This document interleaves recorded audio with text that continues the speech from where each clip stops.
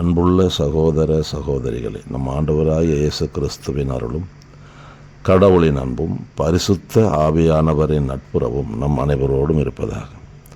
நாம் இன்றைக்கு எடுத்திருக்கிற தியான பகுதி விடுதலை பயணம் 15ஆம் அதிகாரம் 26ஆம் வசனம். ஆண்டவராகிய கடவுள் மக்களிடம், உன் கடவுளாகிய ஆண்டவரின் குரலுக்கு நீ அக்கறையுடன் செவிசாய்த்து அவர் பார்வையில் நலமாக தோன்றுவதைச் செய்து அவர் கட்டளைகளை பின்பற்றி அவர் சட்டங்கள் அனைத்தையும் கை கொண்டால் நான் எகிப்துக்கு வரச் செய்த கொள்ளை நோய்கள் உன்மேல் வரவிட மாட்டேன், ஏனெனில் நானே உன்னை குணமாக்கும் ஆண்டவர் என்றார். எனவே அன்பார்ந்தவர்களே, நம் ஆண்டவருக்கு இன்னொரு பெயர் குணமாக்கும் ஆண்டவர், நலமானவைகளை செய்கிற ஆண்டவர். அவர் இன்றைக்கு நமக்கு ஒரு ஆலோசனை கொடுக்கின்றார். எகிப்திலே பலவிதமான கொள்ளை நோய்களை ஆண்டவரே வரவழைத்தார். ஏனென்றால் எகிப்திய மன்னன் இஸ்ராயல் மக்களுடைய அடிமைத்தனத்திலிருந்து அவளை விடுவிக்க மறுத்த காரணத்தினாலே பல கொள்ளை நோய்களை அனுப்பி அவர்களுக்கு தண்டனை கொடுத்து அவனை பயமுறுத்தி தான் எவ்வளவு பெரிய வல்லமை உள்ளது என்பதை வெளிப்படுத்தி இஸ்ராயல் மக்களை அங்கிருந்து விடுவித்து அழைத்து கொண்டு வந்தார். அந்த அனுபவத்தில் இருந்த மக்களுக்கு இப்போது சொல்லுகிறார், நீங்கள் நான் சொல்கிறதெல்லாம் ஃபாலோ பண்ணிங்கன்னா அப்படிப்பட்ட கொள்ளை நோய் எதுவும் உங்களுக்கு வராமல் நான் பாதுகாத்து கொள்வேன். எனக்கு அருமையானே, இன்றைக்கும் பலவிதமான நோய்கள் நம்மை தாக்கி கொண்டிருக்கின்றன, பாதிப்புகளுக்கு உள்ளாக்கி கொண்டிருக்கின்றன.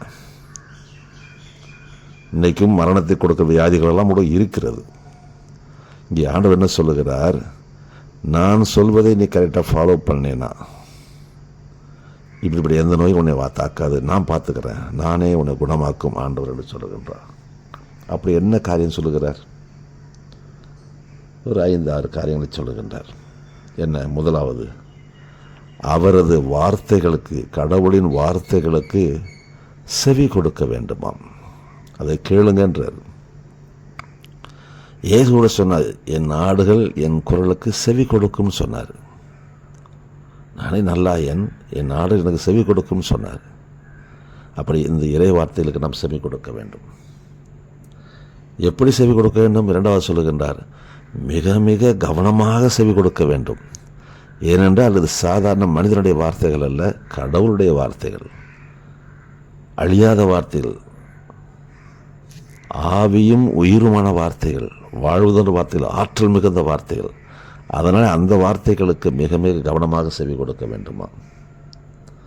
3வது என்ன சொல்கிறார், அவருடைய பார்வைக்கு எது நலமானதாக இருக்கிறதோ அதை செய்யணும். அப்போ அவருடைய பார்வை எது நலமானது, அதை எப்படி தெரிஞ்சுக்கிறது? இறை வார்த்தைகளை கவனமாக படிக்கும்போது தான் தெரியும். அப்போ எது கடவுளுக்கு பிடித்தமானது, எது ஒரு விரும்பத்தக்கது, எதை செய்யக்கூடாது சொல்லுகிறார் என்று அறிந்து அவர் எதை விரும்புகிறாரோ அதை செய்கிறவராக இருக்க வேண்டுமா. 4வது, அவரது எல்லா கட்டளைகளையும் சரியாக பின்பற்ற வேண்டும். பின்பற்றும் பொழுதுதான் அவருடைய பிள்ளைகளாக நாம் மாறுகிறோம். அந்த பிள்ளைகளுக்குரிய அதிகாரம் நம்ம கை கிடைக்கும். கட்டளை பின்பற்றினால் மட்டும் போதாது, அவைகளை வாழ்வில் செயல்படுத்த வேண்டும்.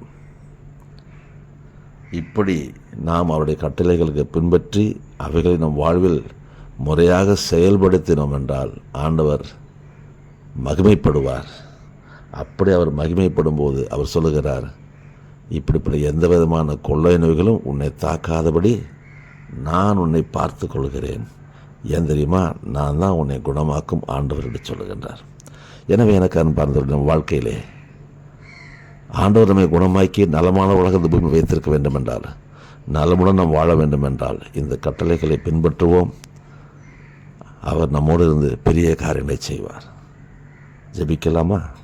எங்கள் அன்புள்ள பரலோக தந்தை, இந்த காலை வேளையிலே இந்த பூமியிலே நாங்கள் நலமாக வாழ்வதை விரும்புகிற ஆண்டவர், அந்த நலமான வாழ்வு எப்படி கிட்டும், அதற்கு நாம் என்ன செய்ய வேண்டும் என்று கற்றுக் கொடுத்த பாடத்திற்காக உமக்கு நன்றி ஆண்டவரே. இவைகளை எங்கள் வாழ்வை கடைபிடித்து உம்முடைய மீது நலமானவர்களை பெற்று மகிழ்ந்து வாழ உதவி செய்வீராக. எங்களோடு இருந்து பெரிய காரியங்களை செய்யுங்க. மீட்பர் இயேசுவின் பெயரால் ஜெபிக்கிறோம் நல்ல பிதாவே, ஆமேன். ஆண்டவர் நம் யாவரையும் ஆசீர்வதிப்பாராக. அன்புடன் விக்டர் பாக்கியம்.